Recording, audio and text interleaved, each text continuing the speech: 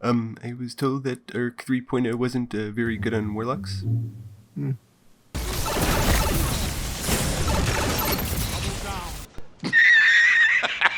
When I feel like this, I'm immortal.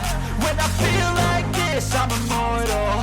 When I feel like this, I'm immortal. When I feel like this, I'm immortal. Don't be scared. Stepping up, don't be scared.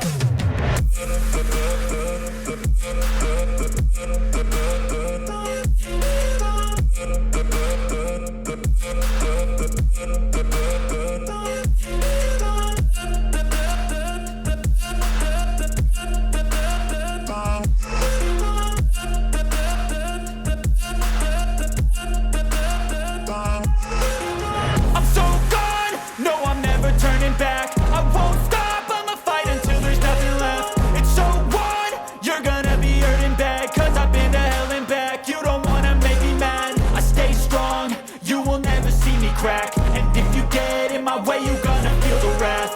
Gotta say it to my face while he's looking back. Mirror breaks after math, when I hate I attack. So, after seeing some first impressions of the Arc 3.0 on Stormcaller, I was half expecting Warlocks to kind of feel like this. When actually, it feels more like...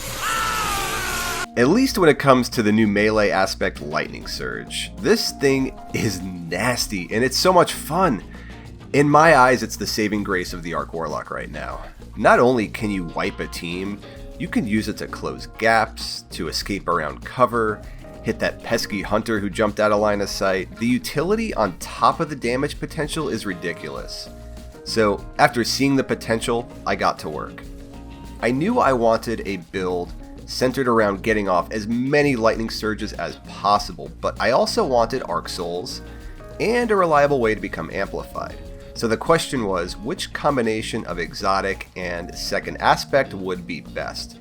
I looked at Getaway Artist, which would allow you to become amplified on demand and get that nasty empowered Arc Soul.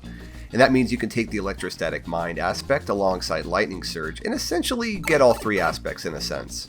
But there's a problem going this route. By going with Getaway Artist, you're going to want to spec in a Discipline to have a high uptime on your grenade. But I really wanted to go all in on the melee, and there's other stats I can't ignore like Recovery and now Resilience for flinch resistance and even Intellect to an extent. So yeah, not really going to cut it for what I wanted to accomplish. Okay, what about if we go with a regen exotic like Crown of Tempest or maybe the new one that's out? That should get our melee back fast, we can drop Electrostatic Mind for Arc Souls, and we're pretty good. Well yeah, you should have decent regen if you manage to get some melee grenade or Arc Soul kills, but that's not super reliable to do in PvP. Most of your final blows will come from your weapons, aside from the new melee, which can accomplish this for sure. So this led me to an exotic that I probably haven't equipped in 4 or 5 years, the Claws of Ahamkara. Now before I go any further, here's a card with the entire build in one screenshot. There's also a link to the build in Destiny Item Manager in the description. Alright, so Claws of Ahamkara. All it does is give you 2 melee charges. How in the world is that better than any other option? Well, it's rather simple. Being able to bank 2 charges means you can do things like this. Because no matter how much regen you have, you can't cast 2 back-to-back melees like this any other way. Okay, so you don't always need to drop 2 back-to-back, but what about 5, 10 seconds later in your next engagement? With Claws, you've still got a melee bank that you can bust out on the next group, all the while your first melee has started to recharge for the encounter after that. I'm using Outreach, Invigoration, as well as Traveler's Chosen to get back a ton of melee energy. And there will be times in a match where you may be fighting at range with primaries and you might go 20, 30 seconds or more without an opportunity to even use the melee. So at that point, your melee might have already recharged, but since we've got Claws on, we can still pick up those orbs, drop another rift, or get energy from Traveler's Chosen to build up on that second melee, whereas you'd be wasting all that extra regen if you only had the one charge. At the end of the day, you're going to get off more melees with Claws of Ahamkara than any other option. So we figured out our exotic. Let's look at the subclass as a whole. For aspects, we're taking Lightning Surge and Arc Souls. Super, it's up to you. I've been having success with Storm Trance. The nerf to landfall damage wasn't the end of the world. You can still one-shot other Guardians, even in their supers, if you cast it right on top of them. And having the teleport now is just icing on the cake. That said, Chaos Reach can also put in some work, so go with your personal preference. Since we have no other way to heal, I've been going with the Healing Rift. Burst Glide is the only glide in my eyes. Chain Lightning only because it has the faster cooldown of the two options. And while grenades aren't the focus of this build, I've been using Storm Grenade as it covers a wide area, which I can use to prime groups of enemies and then clean up with the melee. Fragment wise, I've been loving Spark of Resistance, which grants 25% damage reduction while surrounded and gives 10 strength. And since we're going to be barreling headfirst into groups of enemies, this will be up often. Next is a no-brainer, Spark of Recharge, which when critically wounded, boosts our melee and grenade regen, and in PvP this will be up often. The next two fragments are where you have a bit of freedom, as nothing else is really vital to the build. I've been using Spark of Volts purely for the 10 recovery, as finishers of course don't work in PvP. But I think I'm actually going to swap this for Spark of Feedback now that it's unlocked, which grants us 10 resilience and also increases melee damage when you're meleeed. I also take Spark of Shock so that my grenades jolt targets, and while not a grenade build, allowing them to jolt makes them much deadlier. Other potential options may be Spark of Momentum, however since I'm using double primaries this won't work for me.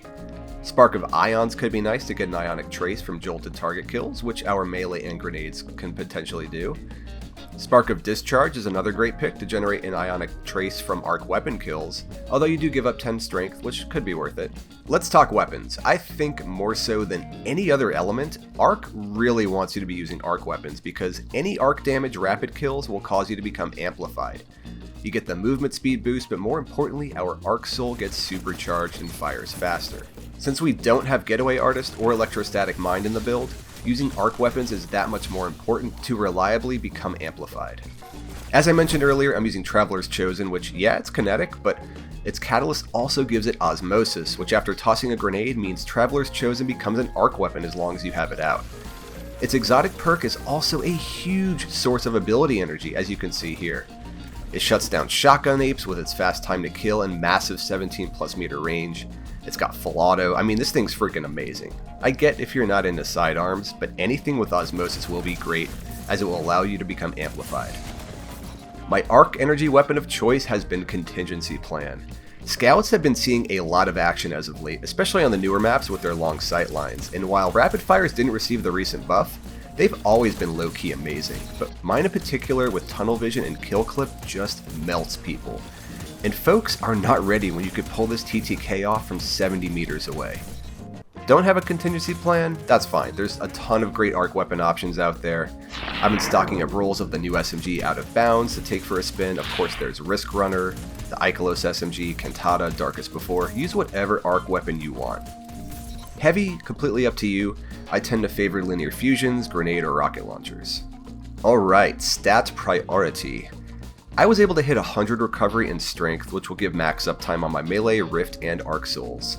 So you're going to want to get those two as high as you can. Next, I've got my intellect at 80, which is largely due to my specific armor rolls. I think I'd rather have more of those points in discipline, which is completely tanked at 20. But grenades are more of an extra on the build, plus Traveler's Chosen really gives a ton of energy, so I end up with more grenades than I would have thought anyway. Maybe ideally I'd shoot for a 50-50 split between the two. Finally, I try to keep at least 30 mobility, so my strafe speed isn't that bad. My helmet is Arc, and I'm rocking targeting mods of course, plus I've got Radiant Light for the free 20 strength. On claws, I am rocking double scout dexterity to offset the terrible handling on Contingency Plan. If you're using something else with high handling, swap in a loader, fastball, or if you want more ability energy, focusing strike, grenade kickstart. Just steer clear of melee kickstart, as it won't work unless you quickly use both your melee charges. This is also where I've got Taking Charge. On my chest, I've got 2 unflinching mods and also charged up so I can get an extra stack of Charge with Light. My legs are Arc so I can slot in 2 Invigoration mods, which grants melee energy when picking up an Orb of Power. Then we've also got High Energy Fire for the bonus damage. Finally, our Bond is also Arc so we can slot in Outreach for even more melee energy.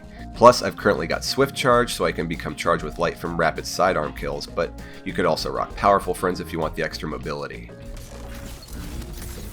After being, let's say, underwhelmed with the initial Arc 3.0 reveal, specifically for Warlocks, Hunters and Titans both got more of a revamp, I think.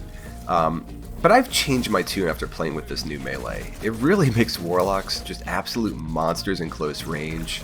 You got that extra movement ability. It's incredibly powerful, but more than anything else, it's just so much fun to use.